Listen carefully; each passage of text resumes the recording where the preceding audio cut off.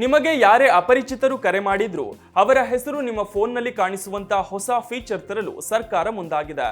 ಇದು ಟ್ರೂ ಕಾಲರ್ಗಿಂತಲೂ ಹೆಚ್ಚು ನಿಖರ ಹಾಗೂ ಸುರಕ್ಷಿತವಾಗಿರಲಿದೆ.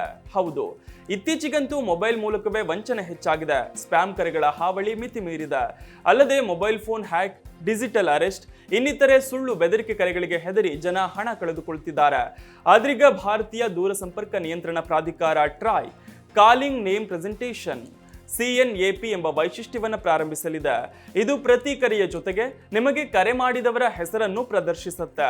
ಇದು ಸ್ಪ್ಯಾಮ್ ಮತ್ತು ಮೋಸದ ಕರೆಗಳಿಂದ ಪಾರಾಗಲು ನಿಮಗೆ ಸಹಾಯ ಮಾಡುತ್ತೆ. ಈ ವೈಶಿಷ್ಟ್ಯವು ಫೋನ್ ಕರೆ ಬಂದ ತಕ್ಷಣ ಕರೆ ಮಾಡಿದವರ ನಿಜವಾದ ಹೆಸರನ್ನ ಬಹಿರಂಗಪಡಿಸುತ್ತೆ.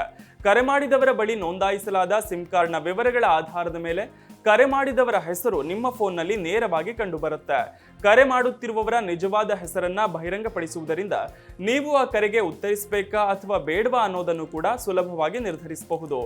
ಇನ್ನು ಕರೆ ಮಾಡಿದವರು ಯಾವುದೋ ಅಗತ್ಯವಿಲ್ಲದ ಕಂಪನಿ ಅಥವಾ ಅನುಮಾನಾಸ್ಪದ ಏಜೆನ್ಸಿಯಿಂದ ಬಂದ ಸ್ಪ್ಯಾಮ್ ಕರೆಯಾಗಿದ್ರೆ ನೀವು ಅದನ್ನ ಬ್ಲಾಕ್ ಮಾಡಬಹುದು. ಇದು ಟ್ರೂ ಕಾಲರ್ನಂತಹ ಥರ್ಡ್ ಪಾರ್ಟಿ ಅಪ್ಲಿಕೇಶನ್ಗಿಂತಲೂ ಕೂಡ ಹೆಚ್ಚು ನಿಖರ ಮತ್ತು ಸುರಕ್ಷಿತವಾಗಿರುತ್ತೆ. ಈ ವೈಶಿಷ್ಟ್ಯವು ಬೇಸಿಕ್ ಮೊಬೈಲ್ ಸೇರಿದ ಹಾಗೆ ಎಲ್ಲಾ ರೀತಿಯ ಮೊಬೈಲ್ ಫೋನ್ಗಳಲ್ಲೂ ಕೂಡ ಲಭ್ಯ. ಇದಕ್ಕಾಗಿ ಯಾವುದೇ ಅಪ್ಲಿಕೇಶನ್ ಡೌನ್ಲೋಡ್ ಮಾಡಿಕೊಳ್ಬೇಕಾದಂತಹ ಅಗತ್ಯ ಇಲ್ಲ ಅಥವಾ ಡೇಟಾ ಇಂಟರ್ನೆಟ್ ಅಗತ್ಯ ಕೂಡ ಇಲ್ಲ. ಮೊಬೈಲ್ ಬಳಕೆದಾರರಿಗೆ ಇದು ಉಚಿತವಾಗಿ ಲಭ್ಯವಿರುತ್ತೆ. ಶೀಘ್ರದಲ್ಲೇ ಇಂಥದೊಂದು ವೈಶಿಷ್ಟ್ಯ ಜಾರಿಗೆ ಬರಲಿದೆ.